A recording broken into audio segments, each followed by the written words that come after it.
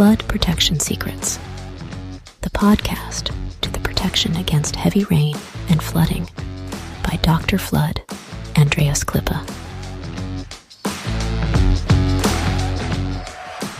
So the big challenge is, how can house owners like you and me get a flood-free home? How can business managers like you and me get a flood-free company? And how can public servants provide flood-free critical infrastructure and livable cities?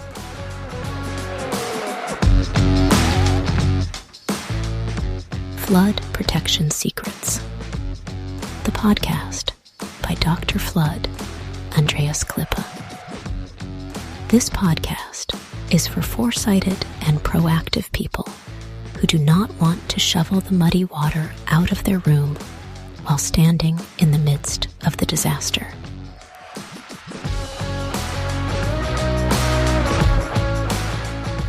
Therefore, those who design and plan, the architects and engineers, need to construct such buildings and cities, and that even when the entire environment is completely flooded. That is a challenge, and this podcast will give the answers. Flood Protection Secrets, the podcast by Dr. Flood, Andreas Klippe. Hello and good day. How can you protect an underground garage from heavy rain and flooding? Yeah, cheap or functional, that's my subtitle. And these are indeed the most important questions. We see that all the time. And just recently I got an inquiry from somebody in the Middle East. And they still want to protect their underground garage. It's huge parking for a building with 12 floors, and it's for business. And not only the cars from the employees are parking there, but also the cars from the owners from time to time when they visit the company or the location. Companies from visitors, service vehicles like perhaps forklifts, sometimes vans or lorries when it comes to delivery. Very often these underground garages are used as a storage for a warehouse, for instance for coffee shops, restaurants, or simply stores that are located above inside this building. Yeah, imagine it can be also a commercial center, kind of mall. And then, of course, most of the time, you will find underground garage over there.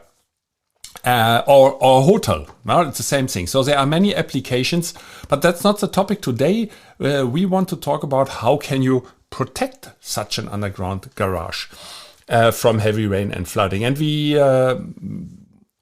I found and I summarize 3 small items today. We talk about the material first. So can it be made by wood? Don't joke with me, and I'm not joking with you. We really got this inquiry and this discussion at a 5-star hotel, and I did that with the head of engineering in this hotel some years ago. That was before the pandemic. And they really tried to protect this underground garage with wooden planks. And then I asked the people, okay, can I please see it? And they showed me something. They said, it is no longer complete. I said, why it is not complete? People stole it. Most probably they made a cabinet out of that. So it's no more longer here. I said, okay, but did you at least try it one time? He said, yes, but it was very difficult. We could not insert it into these side channels, into these slots. I said, yes, of course, because wood is an organic material.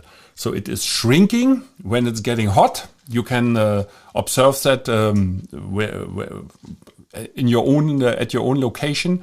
For instance, wooden doors. I have such a wooden door here in my house in Germany. And in summertime, it's different. The door is swinging in a different way than it does in wintertime. So sometimes you have to adjust the small gap below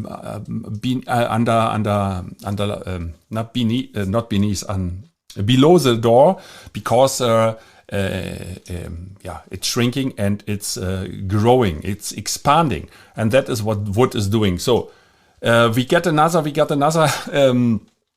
example from a private homeowner, also in the Philippines, and this couple was desperate because the wooden planks did not protect them in any case. So they changed it, and they were finally following my recommendation, and they were choosing. It was not my recommendation; it was a recommendation of our flood experts. To be honest, I was not involved at the beginning. So they were finally choosing the RSD mountable flood barriers. Yeah, that was wood. Wood is not an option. That is, don't even think about that. Please don't think about that. That doesn't work at all in flood protection technology. The second material that could be used is plastic.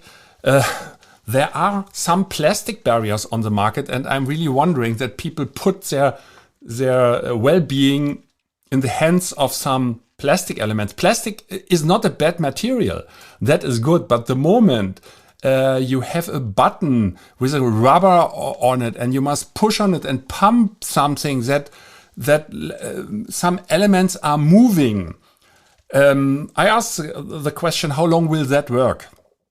And that is all the time with these cheap plastic things, that they only work for a certain time. You can also observe that with cheap electronic parts. I recently bought a small light for my smartphone. You know what you can clip on top of the smartphone, and then you have a good light for your face if you want to make a video or photo or selfie.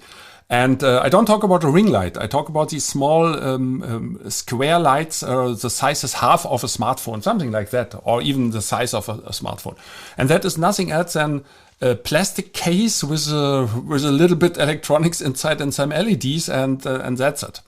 And this thing was working, I think, 7 or 8 months, and then it doesn't. You cannot charge it anymore. It doesn't work anymore. So you just throw it away. And that happens very, very often with automatic lights for cabinets in the house. I also have observed that in my house. Sometimes when you want to take out the socks, the panties, or t-shirts, or whatever clothes you want to take out, or even towels, whatever you have in your cabinet, in your bedroom, for instance, and then you want to take things out, and especially for the man with the socks. Have you observed how difficult it is in the morning when you are still a little bit sleepy and you want to select or choose the dark blue ones or a black one? So that looks a little bit the same way. I'm not colorblind, that's not the thing, but it's difficult to distinguish. And for this reason, there are these small round lights that you can stick at the inside your cabinet. It's easy to install, and the rubber can be removed easily if you don't like it anymore. So these lights also, normally I have to change the batteries inside all 6 months at least. But the thing is, I don't use it. That means only from time to time I use these batteries. Normally the batteries should stay and should survive and should work for years, because you never use them. So what happens is there's a small hidden current. So this electricity is consuming the battery power, and then it's not working anymore. And after a while, you can even not charge them anymore. So that means that is cheap plastic electronic stuff that was produced to convince stupid people like me who bought these things. But of course, I had no idea about these small things, and they were very cheap, not really expensive. So now I changed mind. I will invest in a better quality that will stay longer. And of course, most probably the price is 2 times or 3 times of these cheap ones. But the cheap times are good for nothing, because you have to purchase them several times. And imagine how many batteries I was consuming already within the last 20 years or 15 years for that. So that is plastic, and that is the same for flood protection. And now imagine, it is not only for your comfort that you can distinguish between the blue and the black socks in your cabinet. It is about the safety of your family in your private house. It is about the safety or the protection of your car, and it is a protection of in an underground garage, of all the cars in the car park, of the warehouse, of perhaps the storage area, of the generator room, of the IT and camera room, for the safety of the building. So for me, plastic is not an option. And then, not to forget, we talk about an underground garage. Underground garage means that you have at least an opening width of, let me say 5-6 meters. Normally these bigger ones are 8 meters to 10 meters opening for one lane. Or even two lanes. Sorry, it's not for one lane, it's for 2 lanes. So the 10 meters, 8 to 10 meters. And that is a typical thing. And how do you want to protect these entrances with small plastic pieces? And not to forget, these plastic pieces must withstand the water pressure, and not only the water pressure that is related to the height, to the water column, so how high the water is, perhaps 1 meter or 80 centimeters, or let me say it this way, up to the knees, up to the hips, up to the shoulders, or even higher. So, and 1 meter, 82 meters water pressure, that is serious. But it is not only that. It is the kinetic impact. That is like, imagine when you stand inside the water at the beach and the wave is coming. I think it happened to all of us. You cannot withstand the power of this wave. You are falling, but that makes fun, especially when you are young and the kids love it to play with the waves. But this power is a kinetic energy from the waves. It is not the hydrostatic force that is related to the height of the water. So that is what people very often forget. That is the impact of the water and the floating debris inside, because it is not only the water that is hitting your flood barrier, it is all the floating debris. Some refrigerators, cars, motorbikes, bicycles, trees, bushes, stones, plastic barriers from the Department of Works and Highways to separate some lanes in the street. So these things, have you ever seen that? They are swimming like it's like a cannonball. How these plastic huge plastic barriers are swimming. They are not watertight. They are not made for that. Only to separate the lanes for the traffic. And all this swimming debris is hitting at the end your barriers. So and at the end we have. So just to summarize, plastic for me as a flood expert, to be honest, is not an option. Sorry for that, but that is good to see. And perhaps for a house, you can install it quickly, yes, but you also must attach it to the left and to the right side. You must attach it to the ground if you have a longer entrance. So, and the question is, will it work at the end of the day? Will it withstand? Or will you experience a situation like what I did with my lights for my blue and black socks, or for my small smartphone light for the photos and the videos that was not working after a short time, after some months already. So all the time when it comes to cheap plastic and movable parts, especially these buttons, this plastic is not, after a while, is not working very well because you must put your thumb on it. It's like a button, and then you pump inside. So you pump some air these barriers are expanding, because it must fit exactly to your entrance. So it must be individually designed. Every entrance is different. Some have an opening space. We talk about underground garage of 6 meters 48, and the others are 7 meters 78 or 6 meters 59 or 9 meters 85. So these things must be adjusted, and that is for me, that is not an option. That is not an option. That is, for me, I consider it a little bit as toys.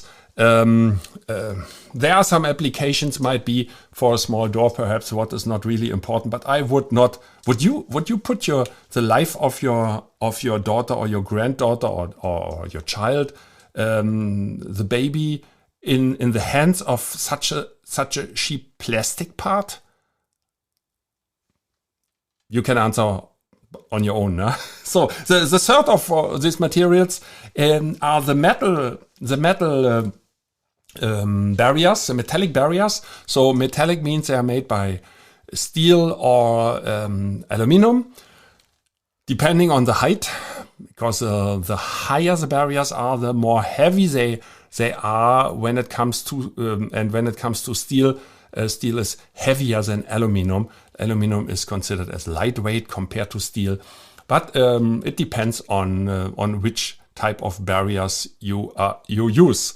So these metallic barriers have indeed an advantage because first they are more sturdy and they can withstand not only the hydrostatic water pressure, but also if they are manufactured in a good way, also the impact of floating debris. However, there are huge differences when it comes to the barriers and how they are manufactured, because the metal itself doesn't withstand it. You perhaps imagine the Incredible Hulk, and when the Incredible Hulk is boxing against a wall, a door, or even a metallic door, the result is always the same. It is totally damaged because the force is so huge, and you can compare the force of the Incredible Hulk with the force of a nasty, angry wave of flooding. When this water is flowing, running to your area, and then now it can see the flood barriers in front, and now it is boxing, hitting your flood barrier. So the question is, what will happen with your barriers? And I said already, wood is not an option at all. Plastic, that is not reliable in my eyes. And the metallic ones must be done in a good way. There are huge differences, and about these differences, I think it's time for today. We will talk the next time, and I will talk about the functionality and, of course, the operation, that at the end you know how you can protect an underground garage from heavy rain. Yeah, that's it for today. My golden nugget is the same. What I've said always, concentrate on your safety needs and not on the price per square meters. Stay safe and flood free. And don't miss the next episode when I continue to talk about how to protect your underground garage from heavy rain and flooding.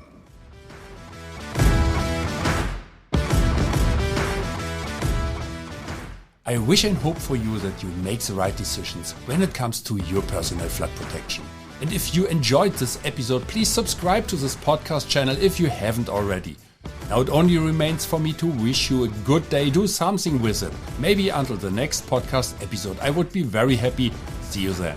As always, stay safe and flood free. Your Andreas Klippe and the whole Flood Experts team.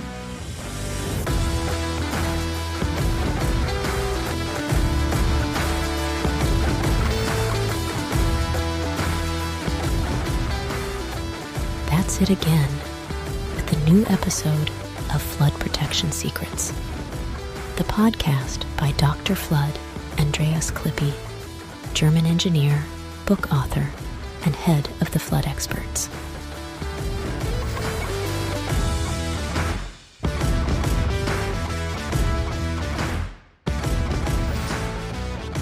What can Dr. Flood Andreas Klippe protect for you? Anytime? Worldwide? Contact us or just click through to www.thefloodexperts.de/bonus. Detailed engineering, German quality, safe, flood protection secrets, the secrets you'll want to unfold. Don't forget, you're only one flood barrier away. Subscribe to the season, and you'll never be late for an episode.